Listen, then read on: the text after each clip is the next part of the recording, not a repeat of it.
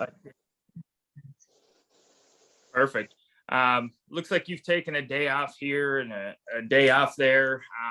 The last 2 months, it looks like you got 8 or 9 days here that you didn't put your numbers in, and I was very good at putting my numbers in. So that had him believing that I didn't work those days, and he said, "Is that assumption correct? I mean, are those all these days that are zeros are those days that you didn't work?"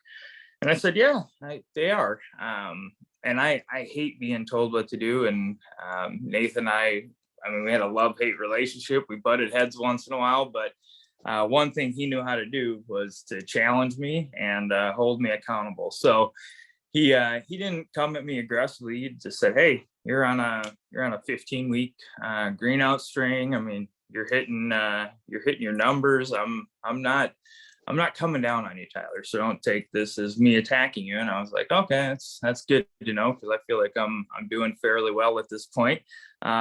I had done landscaping for 13 years prior to coming here. So let me tell you, 8 or 9 months in, on a 15-week greenhouse string, I was feeling good. The bank was feeling good, and yeah, I thought I was on the right path.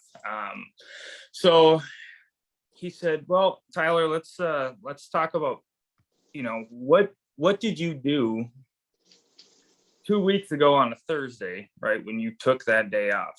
And I said, "Well, I'm not exactly sure. I don't remember doing anything in particular. Nothing meaningful." And he said, "All right, well, how about 3 weeks prior to that?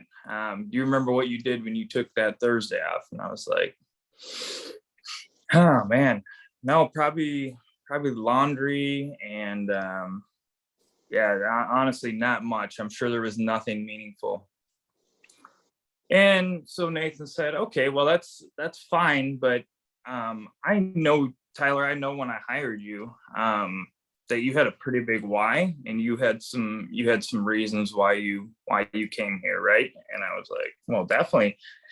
And he looked me dead in the eyes and he said, "Well, Tyler, at this point, obviously you're doing pretty well, but are you here to get ahead?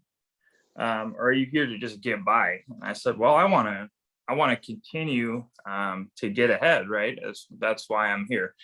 And he said, "All right, well, right now it sounds like you're using your flexibility that you earn, right?" He's like, he related it to flexibility chips that you earn. He said, "Every week that you go out and hit a goal that you set for yourself, right? You're earning a flexibility chip that you can cash in. And hey, yeah, you're cashing them in to take off a day here or there. Wouldn't you rather cash those in uh, for something meaningful, right? Something that you are going to remember, and something that, yeah, is going to be meaningful and fulfilling to you. Because, if you take and start cutting out a little early, a couple days, or like I was doing, taking advantage of the flexibility and taking time off. And I mean, I still earn time off, but you want to do something special if you're going to be taking time off, right? You want to do something meaningful that you're going to remember." So Nate, in all his wisdom, said, "Well, Tyler, good thing third quarter's coming up here, and we were already talking through goals and stuff anyway." And I hate being told what to do, guys. Like a lot of people here hate being told what to do. But if you challenge me, I can't help but accept the challenge and go for it. So as we're planning through stuff, he goes, "Man, I just love to see you, hit your goals, and then I'd love to see you do something, Tyler, that you're going to remember, because that's what this career is all about, right? Is having flexibility so that you can use it how you and your family want to." And I said, "Great. I'm gonna set a goal here, and we're gonna talk next week going into third quarter. Review my goals, and I'm gonna have something for you, Nate, that excites me as a reward. But I'm also gonna have a really juicy goal that gets me a little bit scared, right? In order to earn what I want to do. So what I came up with, since we make our own goals, right? What I came up with, and guys, at this point, I think I had written that year, I was sitting at about 60,000, I think, for the year. And we were sitting, a week from third quarter. So nothing crazy, right? And that's partly because I was taking those days off, right? And I wasn't getting that full momentum every single week. So when Nate challenged me, I responded with a silly goal. And I said, cool, well, Nate, I know what I'm going to do. Here's my goal. I'm going to write 100,000 third quarter and really make sure I wrap up this trip and we have a great time on the trip for Q3. And then I'm going to do that again fourth quarter. And Nate, with this kind of little smirk on his face, was like, hold on. Okay. So Tyler, let me get this right. You're going to do over double what you did the first half of the year, third quarter, and then again in fourth quarter. And I said, yeah, that's exactly right. That's what I'm going to do.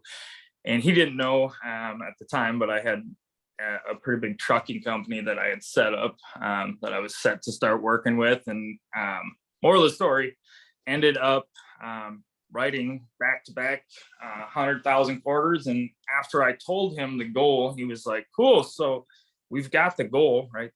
He agreed that was a pretty big goal, and that would be something meaningful. And he said, so what are you going to do when you do hit that? And I said, well, I'm going to go to Thailand for a month. That's something I've always wanted to do is go to Thailand. So I flew to Bangkok and, started there and backpacked Thailand by myself for a month. And, being alone on a vacation like that, you learn a lot about yourself.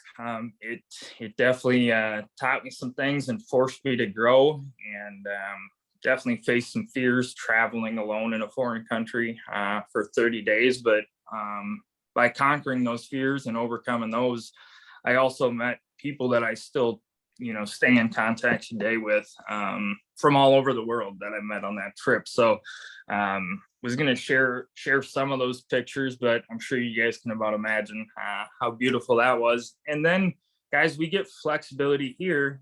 Every single year, I get to see Brad's smiling face, right? Twice a year, somewhere tropical, which is absolutely amazing, right? We work hard and then we go get to play hard.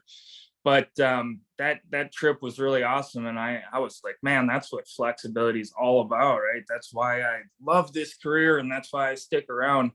But then there's other things where you realize that, taking a trip is cool as far as flexibility, but we had a family emergency and I was able to take off, 3 weeks to be home with my wife as she was healing and not even have to think about asking for time off. I was pushed by my leadership to be there and take that time off and be with family, right? So family emergencies, whatever's important to you guys, we all have our rocks, right? But the rocks in our lives, those things that are really important to us, we earn more flexibility for those things, for time with our family, for doing the things that we want to do, whether it's hobbies or, whatever the case may be. And it also frees up more time for your future self for emergencies that come up. I mean, I got married to my beautiful wife, Audrey, in Africa last year. And due to COVID, I got stuck for 2.5 weeks. Now, it wasn't ideal, but I also wasn't freaking about the mortgage or the bills at home because of the flexibility that I've earned over the years and the renewals that you build up over the years. So, I just want to challenge you guys.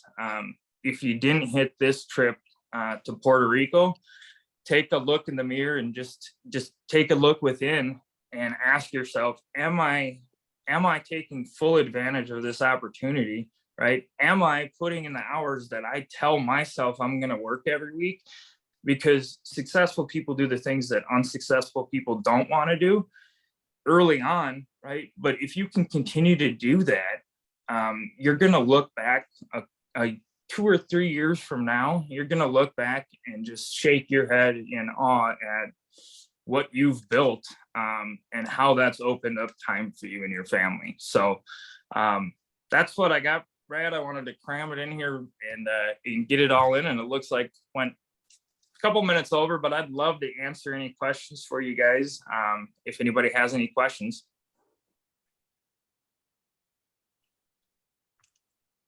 Hey, Tyler, it's Josiah here.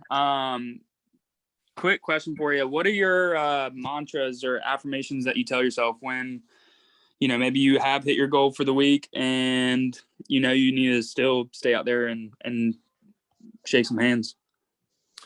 Yeah, so I think everybody's a little bit different as far as self-motivating and I know a lot of people use an accountability partner. Once I set a goal that's important to me, Josiah, I really am able to self-motivate because I spend a lot of time thinking through that goal, and why it was important to me and what it was going to mean for my family and myself in the future. So once I kind of think through why something's super important to me, I find a way to go and hit those goals. But I mean, every day, the biggest battle for all of us is, the 6 inches between our ears. So one thing I like to say when I'm out, if I'm just not feeling them, I say to myself, hey, I'm doing my best, God will do the rest, right? I'm doing my best, God will do the rest. And if I'm saying that out loud to myself, but I'm not doing my best, yeah, I feel pretty, I don't even feel like I can say that out loud if I'm not honestly out there giving it my best that day. So that's one thing that I say to myself. Another thing is, some will, some won't. Who cares who's next?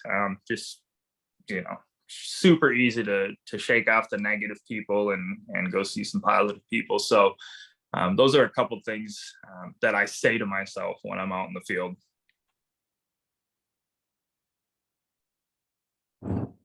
Hey Tyler, it's Eric. I'm going to kind of play off of that. With newer agents who get in their head, what's something that you tell them to kind of help them along the way? I just tell them that, hey, welcome to our career. That's if you're not getting in your head, you don't have a brain, right? At some point, you're going to get in your head. But what I remind them is the same thing Nate reminded me of is why did you come here, right? Why are you doing a career like this with uncapped potential, but also unknown, right, earnings? It's one of those things where the trade-off is we most of us came here because either we got sick of being told what to do, we wanted to make more money, we want to all of us, though, what it boils down to is we want a better future for ourselves and our families, right? That's what it boils down to for everybody. So I try to remind them that everything that they're going through early on, all those doubts, right, are the same thing that I went through, Brad had as well, along the way.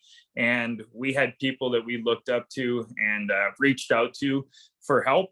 But I think one of the biggest things I always tell newer people, I have a guy I was just out training the last 3 days here, and he was like, man, I don't know, I just feel like I'm bugging you. And I'm like, dude, you're never bugging me. The people that reach out and ask for help and stay in communication when they're not feeling so great about what's going on, those tend to be the people that get through that learning curve and it clicks for them much quicker, are the people that are willing to reach out and ask for help when they need it. But I just try to reaffirm to them that everything they're feeling is totally normal, right?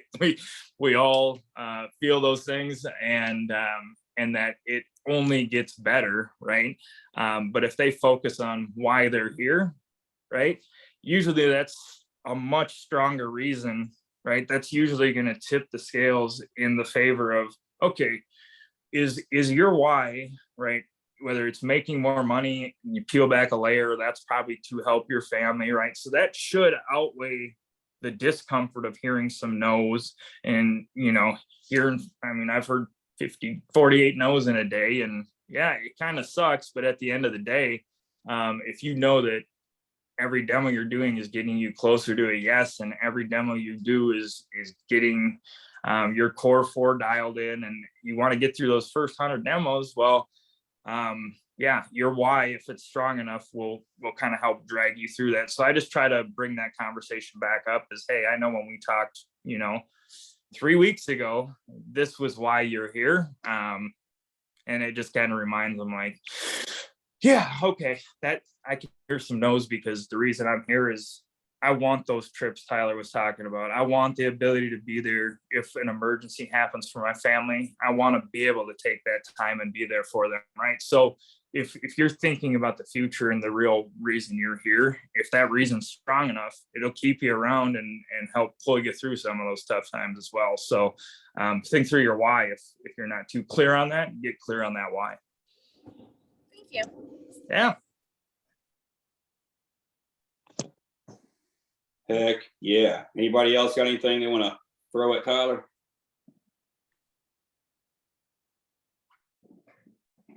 Just thank you for that time. That was very motivational. It's very encouraging. I appreciate your time. Thank you. Thank you. No problem. I always love sharing. That's what it's all about, is learning from others before us, right? So I had to make the mistake, and I just hope that people take full advantage of this opportunity and really leverage that flexibility for yourself and your family, because you're going to remember those experiences much more than you're going to remember taking off a random day here or there. So yeah, I love sharing about it.